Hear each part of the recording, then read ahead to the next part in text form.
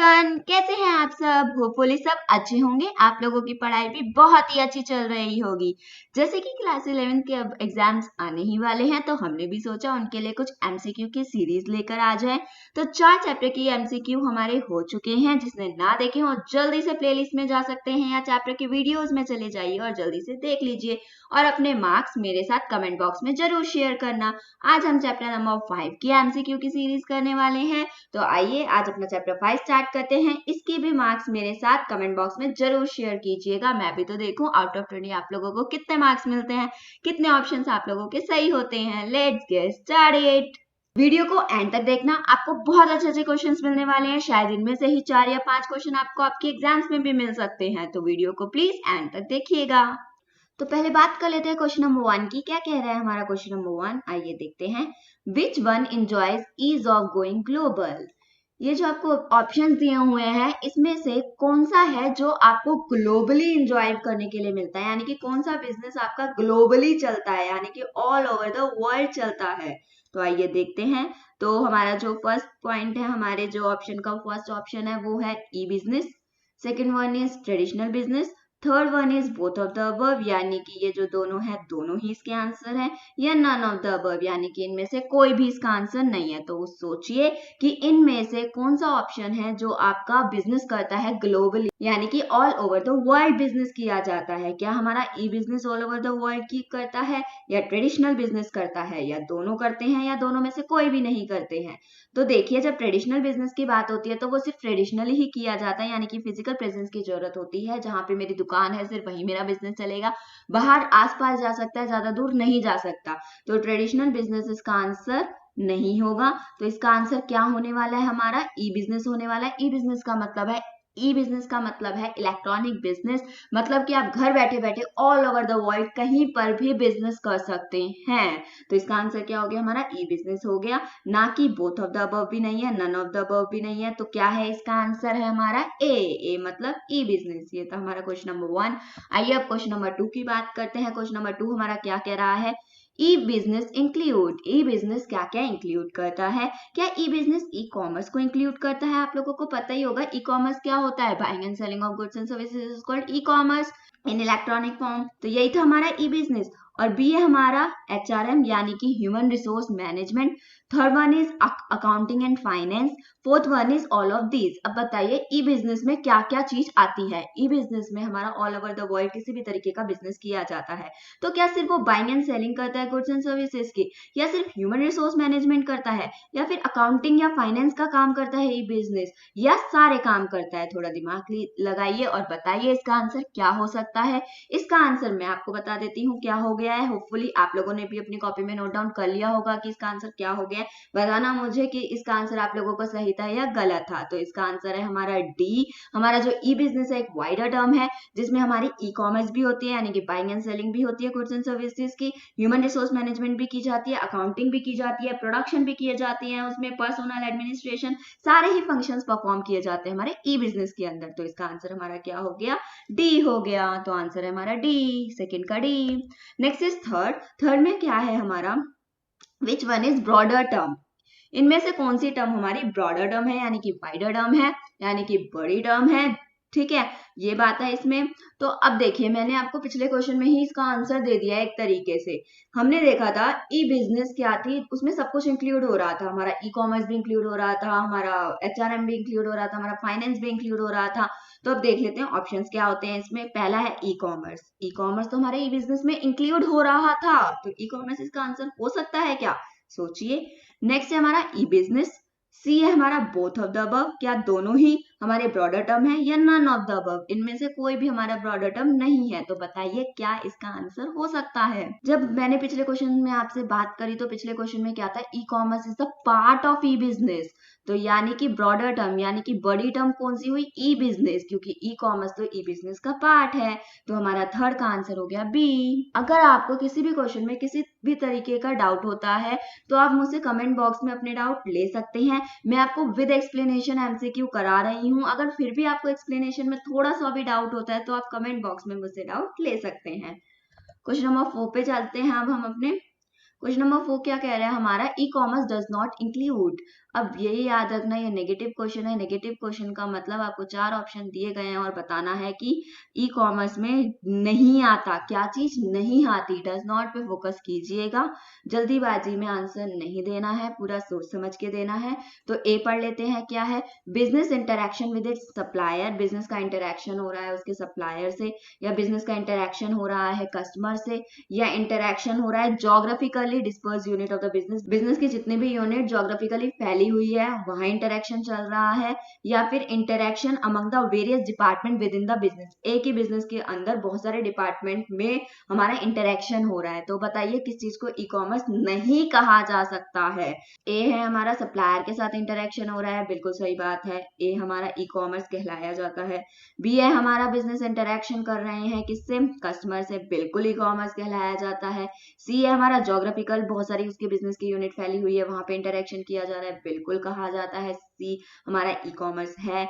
D है हमारा interaction among the various department, एक ही बिजनेस के बहुत सारे डिपार्टमेंट में इंटरेक्शन किया जा रहा है, ये किसी भी तरीके की बाइंग सेलिंग, किसी भी तरीके की कॉमर्स एक्टिविटी करी जा रही है, इसमें नहीं करी जा रही है कॉमर्स एक्टिविटी।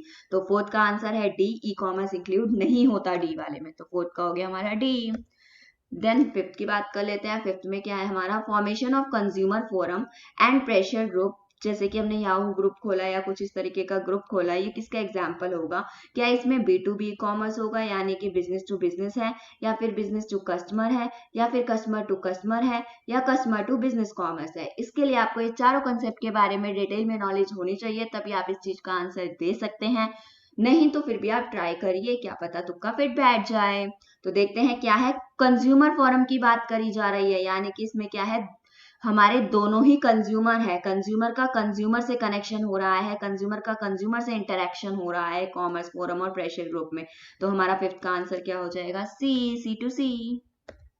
नेक्स्ट हम सिक्स की बात करते हैं। सिक्स में क्या है हमारा? Risk of hacking and virus is a common type of, हमने अपने चैप्टर के अंदर हैकिंग एंड वायरस के बारे में पढ़ा था। किसके अंडर पढ़ा है हमने हैकिंग एंड वायरस के बारे में? हम लोगों ने जो हैकिंग एंड वायरस के बारे में पढ़ा इस चैप्टर में, किस टॉपिक के अंडर पढ़ा है? उस टॉपिक में चाहिए, वहां पे इसका आंसर आपको जरूर मिलेगा। तो ए देखिए क्या है? Data storage and transmission risk है, या फिर ट्रांजेक्शन रिस्क के अंदर पढ़ा है हमने, या फिर नन ऑफ द अबव, या फिर बोथ ऑफ द अबव? बताइए क्या इसका आंसर होगा? Data storage and transmission risk, या फिर ट्रांजैक्शन रिस्क, या फिर नन ऑफ द अबव, या बोथ ऑफ द अबव? देखिए ट्रांजैक्शन रिस्क के अंडर तो हमने जो पढ़े हैं कंसेप्ट, वो तो डिफॉल्ट के पढ़े हैं, default on order taking, default on delivery, default on payment. तो ट्रांजैक्शन रिस्क तो इसका नहीं होगा। डाटा स्टोरेज और ट्रांसमिशन रिस्क के अंदर हमने क्या पढ़ा है? हैकिंग और वायरस के बारे में पढ़ा है। तो सिक्स का आंसर क्या हो जाएगा हमारा? ए। अब बात कर लेते हैं क्वेश्चन नंबर 7 की। क्वेश्चन नंबर 7 क्या कह रहा है हमारा? क्वेश्चन नंबर 7 वही आ गया जिसको मैं ऑलरेडी 6 में डिस्कस कर चुकी हूँ। देख लीजिए कंसेप्ट कितने जुड़े हुए हैं आपस में, कि हमने 6 में उसको डिस्कस कर लिया है, 7th में वही आ गया है। तो आपके लिए फ्रेम इसी तरीके से क्वेश्चन किए गए हैं यहाँ पे कि एक का कंसेप्ट दूसरे से कनेक्टेड है। तो देख लीजिए 7th क्वेश्चन क्या कह रहा है? Transaction risk can arise because of, जो ट्रांजेक्शन रिस्क है वो किसकी वजह से अराइज होता है बताइए? Default on order taking giving, जब ऑर्डर देते टाइम या लेते टाइम ट्रांजेक्शन रिस्क होता है, या डिलीवरी के टाइम जो डिफॉल्ट आता है उसकी वजह से होता है, या फिर पेमेंट के टाइम जो डिफॉल्ट आता है उसकी वजह से होता है, या फिर ऑल ऑफ द अबव की वजह से होता है? ट्रांजेक्शन रिस्क तो क्या हो सकता है? किसी भी डिफॉल्ट, तीनों में से किसी भी डिफॉल्ट की वजह से हो सकता है। अगर आप लोगों ने सिक्योरिटी प्रॉब्लम और रिस्क इन ई बिजनेस पढ़ा होगा तो इसका आंसर आपको डेफिनेटली आता होगा, और नहीं पढ़ा होगा तो जाके इस टॉपिक को पढ़ के आइए और इसका आंसर जरूर दीजिए। तो 7 का आंसर क्या हो जाएगा? डी, हमारा ट्रांजेक्शन रिस्क तीनों में ही काम होता है। डिफॉल्ट किस में आने की वजह से? ऑर्डर टेकिंग में डिफॉल्ट आने की वजह से, या डिलीवरी में डिफॉल्ट आने की वजह से, या पेमेंट में डिफॉल्ट आने की वजह से, तीनों की वजह से हमारा ट्रांजेक्शन रिस्क हो जाता है। तो 7 का आंसर क्या हो गया हमारा? डी हो गया। अब बात कर लेते हैं 8 की। 8 क्वेश्चन क्या कह रहा है हमारा? The payment mechanism typical to e business. अब ई बिजनेस, यह याद रखना, जो पेमेंट मैकेनिज्म हो रहा है वो टिपिकल टू ई बिजनेस, यानी कि कौन सी हमारी पेमेंट ज्यादा सही है जब हम ई बिजनेस कर रहे हैं, ये टिपिकल वर्ड है। टिपिकल वर्ड का मतलब है आपका कि बिल्कुल एग्जैक्ट सही पेमेंट कौन सी होनी चाहिए पेमेंट मैकेनिज्म ई बिजनेस के लिए? क्या कैश ऑन डिलीवरी होती है, या चेक्स होते हैं, या क्रेडिट एंड डेबिट कार्ड होते हैं, या ई कैश होते हैं? अगर मैं बात करूं तो सारी पेमेंट हमारी ई बिजनेस में हो सकती है, लेकिन सुटेबल पेमेंट कौन सी होती है उसमें आपको दिमाग लगाना है। चारों में से कौन सी सुटेबल पेमेंट होती है हमारे पेमेंट मैकेनिज्म ई बिजनेस के लिए? तो कौन सी होती है हमारी हमारी ई बिजनेस के लिए ई कैश हमारे लिए बहुत ज्यादा सुटेबल है, बहुत ज्यादा सही है ई बिजनेस के लिए। तो 8 का आंसर क्या हो गया हमारा डी हो गया, क्योंकि इसने क्या वर्ड डाला था, कौन सा वर्ड डाला था, टिपिकल डाला था। टिपिकल की वजह से इसका आंसर क्या हो गया हमारा डी हो गया। अब बात कर लेते हैं 9th क्वेश्चन की। 9th क्वेश्चन क्या कह रहा है हमारा, which of the following is not an advantage of E business. आप लोग ई बिजनेस का टॉपिक कर रहे हैं, जो आजकल आप देख भी रहे हैं, इवन आप लोग फ्लिपकार्ट और OLX और Amazon ये सब यूज करके ई बिजनेस का यूज भी कर रहे हैं अपनी लाइफ में। तो इस चैप्टर में मेरे ख्याल से किसी भी बच्चे को किसी भी तरीके की दिक्कत नहीं होनी चाहिए। आप तो बिना पढ़े भी इसका आंसर दे सकते हैं कि क्या एडवांटेज नहीं है ई बिजनेस का, कन्वीनियंस या ग्लोबल रिच या फिर हमारी स्पीड या लो पर्सनल टच। याद रखिएगा मैंने इसमें ट्विस्ट डाला है, इस क्वेश्चन में क्या ट्विस्ट है, एडवांटेज क्या नहीं है। ठीक है, जल्दबाजी में आंसर नहीं दीजिएगा, क्या एडवांटेज नहीं है। कन्वीनियंस बिल्कुल सही है, एडवांटेज है। ग्लोबल रीच दूर तक जाता है, ये e business all over the world होता है, ग्लोबल रीच भी हमारे इसका एडवांटेज है। स्पीड तो है ही है इसका एडवांटेज, जब इलेक्ट्रॉनिकली टेक्नोलॉजी का यूज करते हुए कोई काम की जा रहा है तो स्पीडी हमें रिप्लाई मिलता है, स्पीडी डिलीवरी होती है।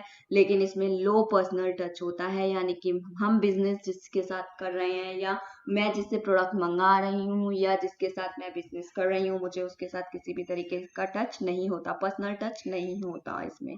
तो इसका आंसर क्या हो गया 9th का डी।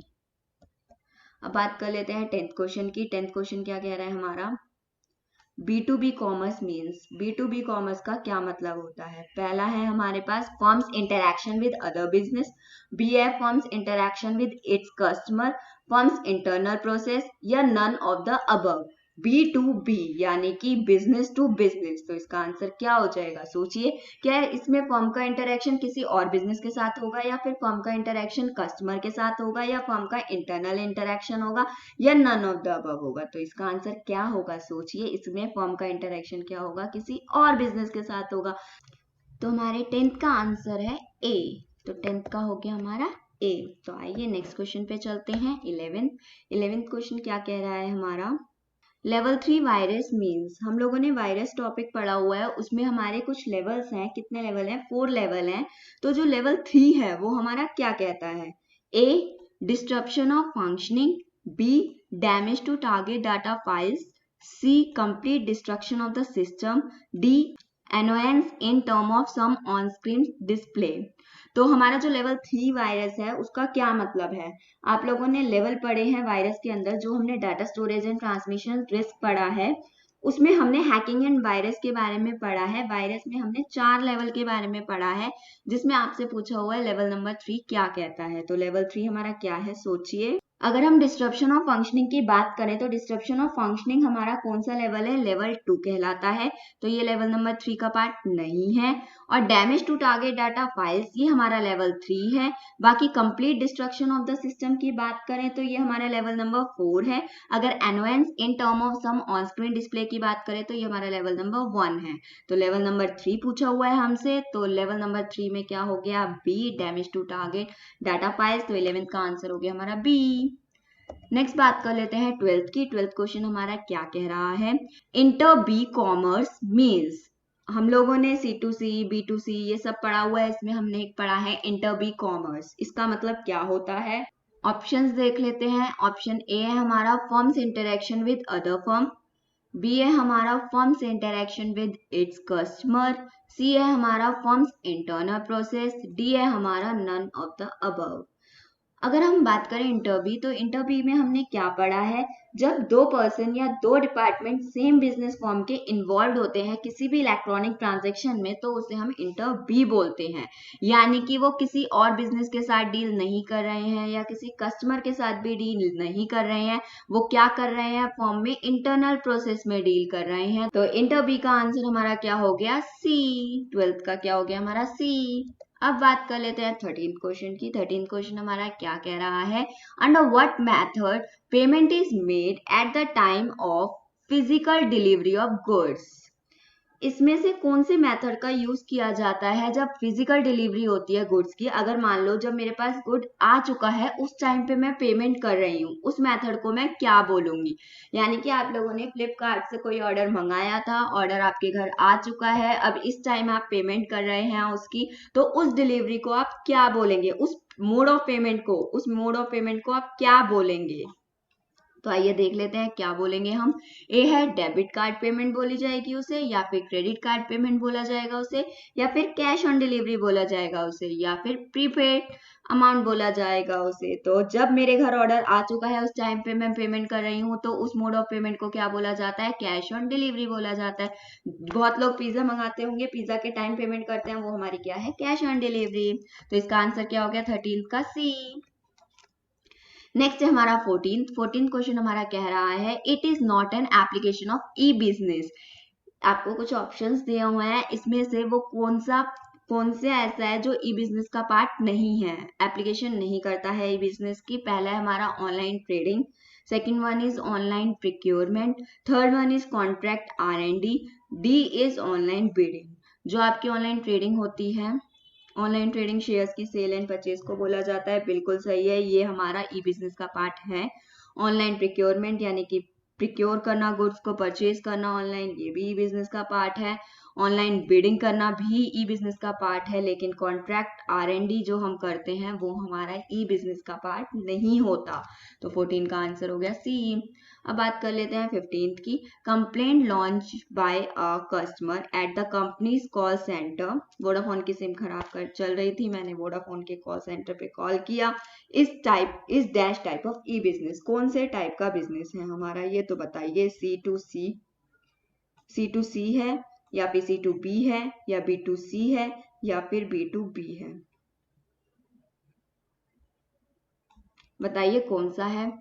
वोडाफोन की सिम खराब चल रही थी, मैंने वोडाफोन के कॉल सेंटर पे कॉल करा कंप्लेंट करने के लिए। तो मैं एक कस्टमर हूँ, मैंने कस्टमर एज अ कस्टमर मैंने किसको कॉल किया? बिजनेस वाले को, यानी कि उनकी फर्म को कॉल किया। तो यानी कि ये क्या हो गया आपका? C2B कॉमर्स हो गया। एक कस्टमर एक फर्म वाले को कॉल करके बोल रहा है, कंप्लेंट कर रहा है, तो ये क्या हो गया? कस्टमर किसको कर रहा है? C2B, यानी कि कस्टमर बिजनेस के पास जा रहा है। तो यानी कि क्या हो गया? C2B commerce. तो हमारा 15 का क्या हो गया? बी। अब बात कर लेते हैं 16 की। मैं यहाँ पे आप लोगों को आंसर बताती जा रही हूँ, लेकिन इसका मतलब ये नहीं कि आप अपने आंसर्स कॉपी में ना करें। तो आप नोटबुक में अपने आंसर्स में से पहले करने की कोशिश करिए, इससे आपकी रिवीजन होती रहेगी। नेक्स्ट बात करते हैं हम लोग, which one of the following is not an example of transactional risk. इसके लिए आपको ट्रांजेक्शनल रिस्क के टॉपिक के बारे में पता होना चाहिए। अभी हम लोग ट्रांजेक्शनल रिस्क के टॉपिक के बारे में डिस्कस कर भी चुके हैं। उसमें हम लोगों ने 3 तरीके के डिफॉल्ट पढ़े थे कि ऑर्डर लेते टाइम या देते टाइम या पेमेंट के टाइम या फिर डिलीवरी के टाइम किसी तरीके का डिफॉल्ट हो जाना, ये हमारा ट्रांजैक्शनल रिस्क कहलाता है। तो इसके ऑप्शन देख लेते हैं क्या है। इसने देख लो क्वेश्चन को फिर से घुमा दिया, इसने ट्रांजैक्शनल रिस्क के बारे में नहीं पूछा है, इसने पूछा है कि ट्रांजैक्शनल रिस्क का कौन सा एग्जाम्पल नहीं होता है। इसने किस पे फोकस किया है? नहीं होता पे, नॉट पे। तो इस चीज का बहुत अच्छे से ध्यान करना। पहला है हैकिंग, या default and order taking, default on payment, default on delivery. तो इन चारों में से क्या नहीं है ट्रांजैक्शनल रिस्क का पार्ट? ये तीनों डिफॉल्ट तो हमारे ट्रांजैक्शनल रिस्क का पार्ट है, लेकिन हैकिंग हमारे ट्रांजैक्शनल रिस्क का पार्ट नहीं है। तो 16 का आंसर ए हो गया। अब क्वेश्चन नंबर 17 देख लेते हैं। क्वेश्चन नंबर 17 हमारा क्या कह रहा है? OLX is an example of which of the following. OLX किसका एग्जाम्पल है? याद करिए OLX पे क्या होता है, एक कस्टमर सामान डालता है तो दूसरा कस्टमर उसे खरीदता है, यानी कि एक कस्टमर दूसरे कस्टमर के साथ क्या करता है? बिजनेस करता है, ई बिजनेस होता है। तो देख लीजिए इसका आंसर क्या हो सकता है। ए है B2B, या B2C, या फिर इंट्रा बी, या फिर C2C। OLX में क्या होता है? एक कस्टमर डालता है तो दूसरा उसको खरीद लेता है। तो आंसर क्या हो गया? डी, 17 का डी। अब बात कर लेते हैं 18 की।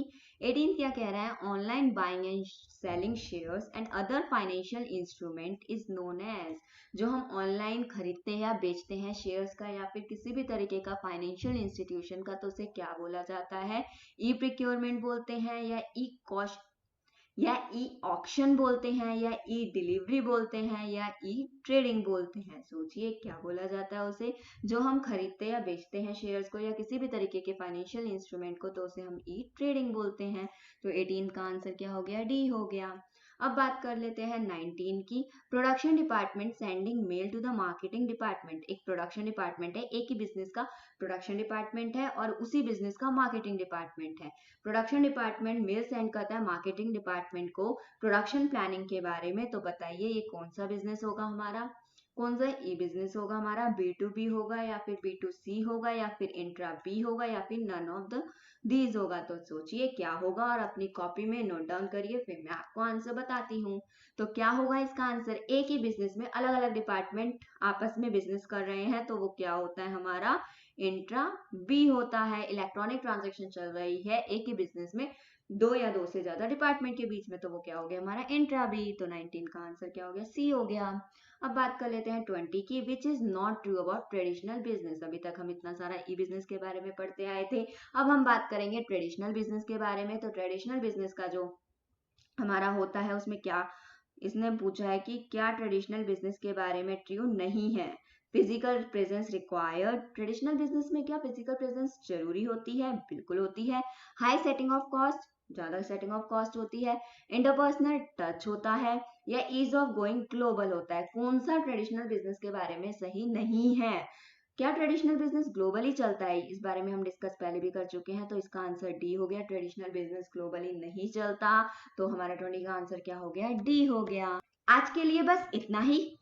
वीडियोस अच्छी लगी हो तो चैनल को सब्सक्राइब करे बिना मत जाना, और अगर आगे भी ऐसी ही वीडियोस चाहिए हो तो बेल आइकन भी प्रेस कर देना, जिससे कि आपके पास नोटिफिकेशन सबसे पहले आएगी जब मैं चैप्टर 6 की आपके पास MCQ डालूंगी। Thank you so much.